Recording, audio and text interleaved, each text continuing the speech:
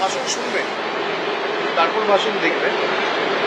এবং আমরা স্পষ্ট করে বলেছি 21শে জুলাই থেকে আমি নিজে আমার বক্তব্যে ঘোষণা করেছি, পরে একটু সেটাকে অনুমোদন করেছেন। আমরা এই অন্তত এই পর্বে এবং ভবিষ্যতেও যখনই সুযোগ পাবো যে কোনো ইন্টারভেনশনের ক্ষেত্রে, কোয়েশ্চেন আওয়ার হোক, জিরো আওয়ার হোক, যে কোনো ডিবেটে যখন অংশগ্রহণ করবো তখন বাংলায় বক্তব্য রাখবো।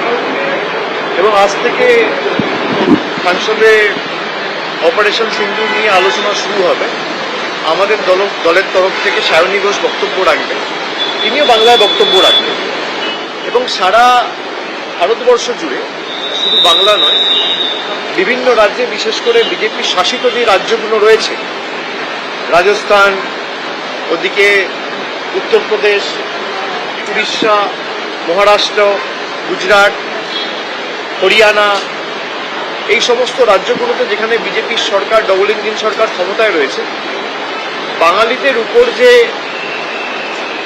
পূর্ব পরিকল্পিত অত্যাচার, হিংসার একাধিক ঘটনা, বিজেপির প্রতিহিংসার রাজনীতি, এর বুড়ি বুড়ি উদাহরণ উঠে আসছে যতদিন যাচ্ছে। এবং যারা এসআইআর এর নাম করে বাঙালিদের উপর অত্যাচার করছে, গতকাল আপনারা দেখেছেন বিহারের একটি ঘটনা, যেখানে সাধারণ মানুষের নাম বাদ দিয়ে কুকুরের নামে রেসিডেন্সিয়াল সার্টিফিকেট ইস্যু করে ভোটার আইডি কার্ড হচ্ছে। মানে মানুষের ভোটাধিকার ছিনিয়ে নিয়ে কুকুরের নামে রেসিডেন্সিয়াল সার্টিফিকেট ইস্যু করা হয়েছে। এবং সেই কার্ডে লেখা রয়েছে তার নাম হচ্ছে, তার পিতার নাম কি, কুত্তাবাবু। পরিষ্কার। এবং এই রেসিডেন্সিয়াল সার্টিফিকেট হচ্ছে এমন একটা ডকুমেন্ট যেটা এসআইআর এর ক্ষেত্রে ইলেকশন কমিশন, নির্বাচন কমিশন গ্রহণ করছে। সাধারণ মানুষের অধিকার ছিনিয়ে নিয়ে কুকুরের নামে ফেক ভোটার আইডি কার্ড করে যাতে নির্বাচনের সময় ভোট লুট করে বিজেপিকে বাড়তি সুবিধা করে দেওয়া যায়, নির্বাচন কমিশন এই যে পুরো ঘটনাটা জলের মতো পরিষ্কার, দিনের আলোর মতো পরিষ্কার। একটা পার্টিকে খালি সুযোগ করে দেবে বলে তাদের তল্পিবাহক হিসেবে কাজ করে চলেছে, এটা লজ্জা। এবং বিগত দিনগুলোতেও আমরা দেখেছি 2021-এ কুচবিহারে শীতলকুচিতে যখন ইলেকশন কমিশনের আন্ডারে স্টেটের ল অ্যান্ড অর্ডার, তখন কেন্দ্রীয় বাহিনীর একজন নিরীহ একজনকে, প্রবীণ মানুষ, ভোট দিতে এসছে, তার হাতে কিছু নেই, একটা লাঠি পর্যন্ত ছিল না, তাকে দিনের আলোয় গুলি করে মারল। কোভিডের দ্বিতীয় ওয়েভের সময় যখন এই মহামারীতে সমগ্র দেশ আক্রান্ত, তখন এক ফেজে ইলেকশন না করে 8 ফেজে ইলেকশন করেছে। 2024-এও এদের বৈমাতৃসুলভ আচরণ আমরা দেখেছি। এবং যত দিন গেছে বিজেপির তত চাটুকারিতা, কৃতদাসত্ব এরা করে চলেছে। আমরা প্রতিবাদ করেছি, আমরা সংসদের ভিতরেও করেছি, আমরা বাইরেও করি। দেখুন, নির্বাচন যখনই হোক আমরা প্রস্তুত, আমরা নির্বাচন ফেস করতে আমরা সারা বছর মানুষের পাশে থাকি, আমাদের কোনো অসুবিধা নেই, যখনই হোক। কিন্তু এই যে বিজেপির নির্লজ্জ রাজনীতি, বাংলায় হেরেছে বলে বাংলার মানুষের টাকা বন্ধ, বাংলার মানুষের ভোটাধিকার ছিনিয়ে নেব, বাঙালির উপর অত্যাচার, আক্রমণ, এটা তো বাংলার ইতিহাস সংস্কৃতি জানে না। বাংলার মানুষের, বাংলার বিপ্লবীদের স্বাধীনতা আন্দোলনে কি অবদান, যে মাটি 4টে নোবেল জয়ী দিয়েছে, মাদার টেরেসাকে আমি ধরলে 4টে হবে, আর ডোনাল্ড রসেরও বাংলার সাথে একটা যোগাযোগ ছিল, সেভাবে ধরলে 5টা। তাছাড়া অমর্ত্য সেন রয়েছে, অভিজিৎ বাবু রয়েছে, রবীন্দ্রনাথ ঠাকুর রয়েছে। এরা রবীন্দ্রনাথ ঠাকুরকে বলে, সিপিএম বলতো বুর্জোয়া কবি। বিজেপির সর্বভারতীয় সভাপতি রবীন্দ্রনাথ ঠাকুরের জন্মস্থান জানেন। স্বামী বিবেকানন্দকে এদের কেন্দ্রীয় মন্ত্রী সুকান্ত মজুমদার বলে বামপন্থী প্রোডাক্ট। এই বিদ্যাসাগরের মূর্তি ভাঙে বিজেপির নেতারা, অমিত শাহর নেতৃত্বে। তা যাদের নিগরানিতে, যাদের নজরদারিতে বাংলাদেশ থেকে মানুষ ঢুকছে, দায় তো তাদের, দায় তো বিএসএফ এর। দায়িত্ব সিআরপিএফ এর, দায়িত্ব হোম মিনিস্ট্রির, দায়িত্ব অমিত শাহ। এই যে পেহেলগামে যে ভারতবর্ষের 25 জন নাগরিক এবং নেপালের একজন নাগরিক, সব মিলিয়ে 26 জন মারা গেল, সেই 4 জন টেররিস্ট কোথায়? ভারত সরকারের কাছে তো কোনো জবাব নেই। আমি তো স্ট্যান্ডিং কমিটির, এক্সটার্নাল অ্যাফেয়ার্স এর মিনিস্ট্রি স্ট্যান্ডিং কমিটির মিটিংয়ে আমি জিজ্ঞেস করেছি, তারা আমার প্রশ্ন এড়িয়ে গেছে। আমি কোয়েশ্চেন করেছি লোকসভায়, উত্তর পাইনি। আমি লিখিত প্রশ্ন জমা করেছি, তারা কোথায়? যে 4 জন পেহেলগামে দুপুরবেলায় হত্যালীলা চালালো, সেই 4 জন কোথায়? তাদের স্ট্যাটাস, তারা ধরা পড়েছে, তাদেরকে চিহ্নিত করা গেছে। আর বর্ডার থেকে তারা ঢুকলো কি করে? তো মাছি, মশা, আরশোলা, পিঁপড়ে না যে তাদের নিচ দিয়ে ঢুকে গেল আর কেউ দেখতে পেল না। এত বড় বড় AK-47 নিয়ে ঢুকছে আর কেন্দ্র সরকার ঘুমাচ্ছে, দেখতে পায় না।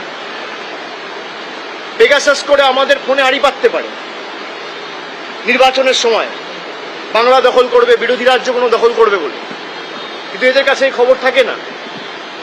2019-এও তো একই জিনিস হলো, 40 জন আধা সামরিক বাহিনীর জওয়ান মারা গেছিল এদের গাফিলতির কারণে। আমি বলছি না, তৎকালীন জম্মু অ্যান্ড কাশ্মীরের রাজ্যপাল লেফটেন্যান্ট গভর্নর সত্যপাল মল্লিক বলেছে। এখন যে লেফটেন্যান্ট গভর্নর মনোজ সিনহা, সে বলছে ইন্টেলিজেন্স ফেলিওর। তাহলে ইন্টেলিজেন্স চিফকে আপনি আবার এক্সটেনশন দিলেন কেন? কি কম্পালশন রয়েছে?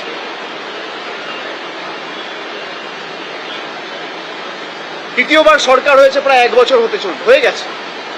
আপনি বলুন, মানুষ কি সুরাহা পেয়েছে? কি সুরাহা পেয়েছে?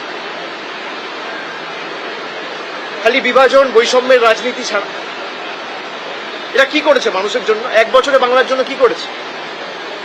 সুকান্ত মজুমদার মন্ত্রী হয়েছে, কবার বাংলার জন্য কটা কথা বলেছে?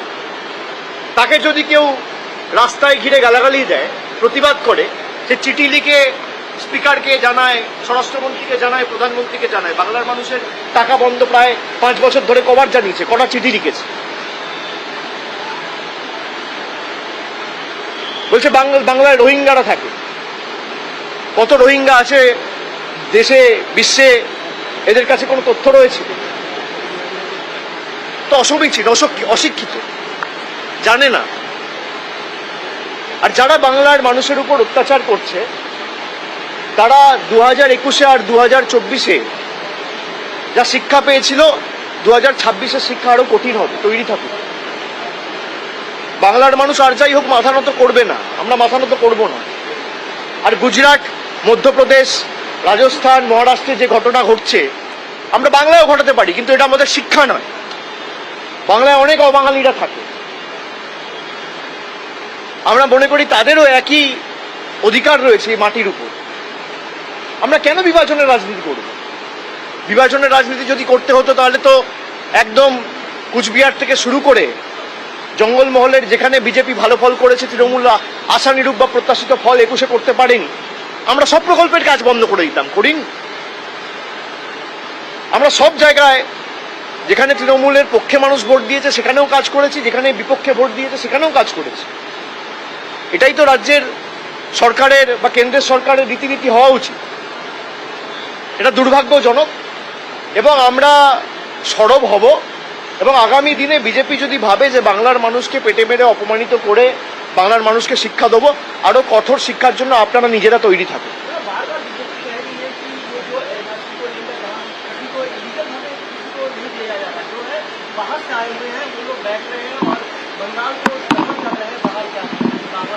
मैं आपका बात मानता हूं। तो अगर बाहर से कोई आदमी आया है, वो आपका घर से तो कूद के मेरा घर नहीं आया होगा, वो बांग्लादेश का बॉर्डर होते हुए इंडिया में आया होगा। तो बॉर्डर का जिम्मेदार कौन है?